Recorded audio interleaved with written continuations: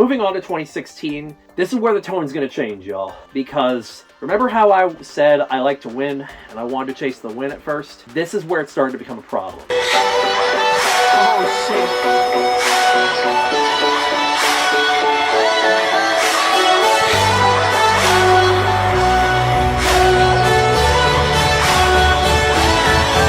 Because at FWA 2016, I had what I thought was a really good choreo, and we did another Dukes of Weaseltown dance. We threw something together because we were out of ideas. We gave it what we could. The first half was fine. My half... How do we know when it's over? I do! Woo!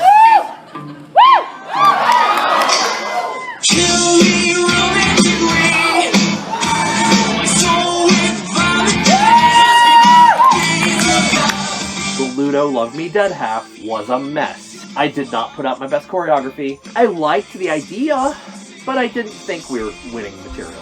Nor did I want to. It was something I wanted to put out. And I didn't necessarily think I was winning material with my solo either.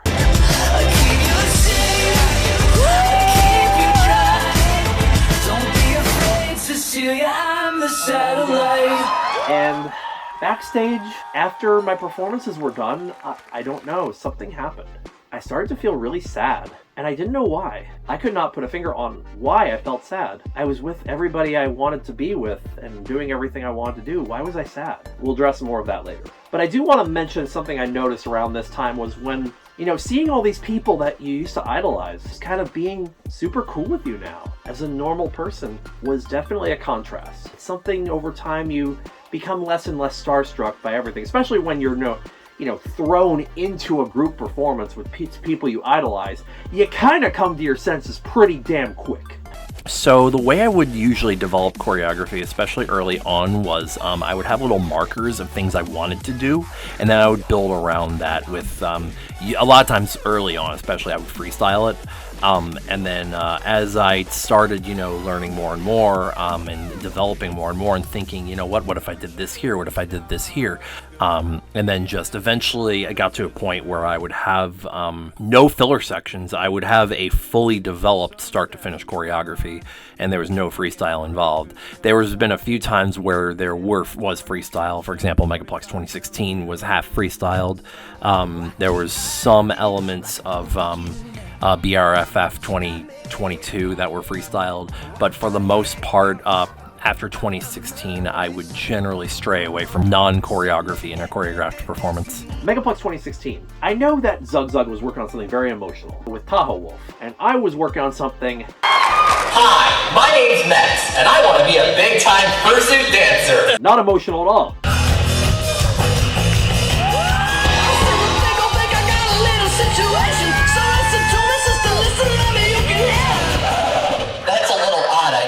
I don't know if I'm cut out for this. I don't dance to dubstep.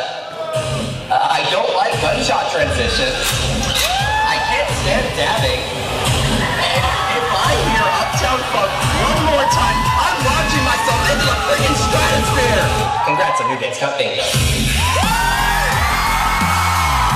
This was, to date, the only performance that was just straight up supposed to be fun. To date, it is the only solo I can look back at and say, I am proud of that. 100% no regrets, because I didn't care. I had a blast. Move on from there, we go to that depression we were talking about. Remember that?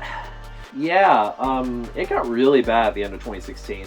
I started feeling like I'm making no progress and I'm directionless. Like I'm not going anywhere anymore, like I peaked, like I can't do anything else. And what was becoming harder and harder was, it was really showing when I tried to write choreography that I was not in it as much as I used to be. I wasn't feeling that burning passion, that burning want and desire to get on that stage every con anymore.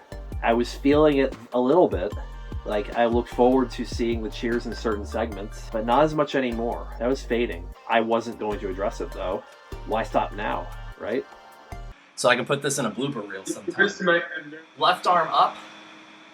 So this is right after nothing. So Silent Fight was actually supposed to be done originally with Red, with the song Holocene by Bon Iver as covered in the blooper reel. But eventually it ended up getting split and Holocene got replaced in spirit by the 2 non-percussion songs that I used at BLFC, and the other half ended up becoming a more high-energy choreography that I used with Silent Fight. I wanted to do something inspired by it from BLFC 2015 as just a straight-up soulful, sad performance. So I did one about my depression. I am dead. R.I.P. Weasel. I am a dead egg. You must revive me. I'm dead. No more. No more Max. Max died. Max is dead. No. This is holy fucking shit. I got high score in prelims, is what I was told later, and I freaked out because I thought that means I could win, right? But I wasn't trying to be competitive. I was really trying not to be. I was trying to just put something out really special, and I did. I really put out something that a lot of people were touched by. Yeah, I drive myself crazy, 'cause I can't escape the gravity. I'm holding on.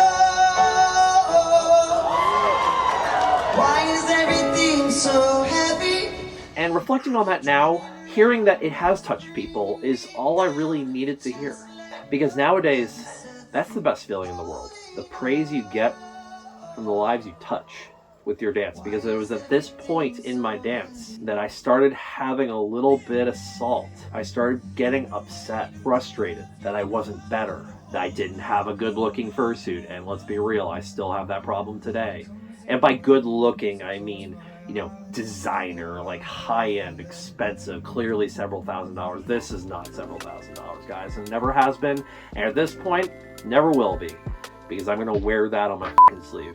I've leaned into this too much for 10 years, man. But a little bit of sourness started burning its way through. I was enjoying the success of my newfound friends.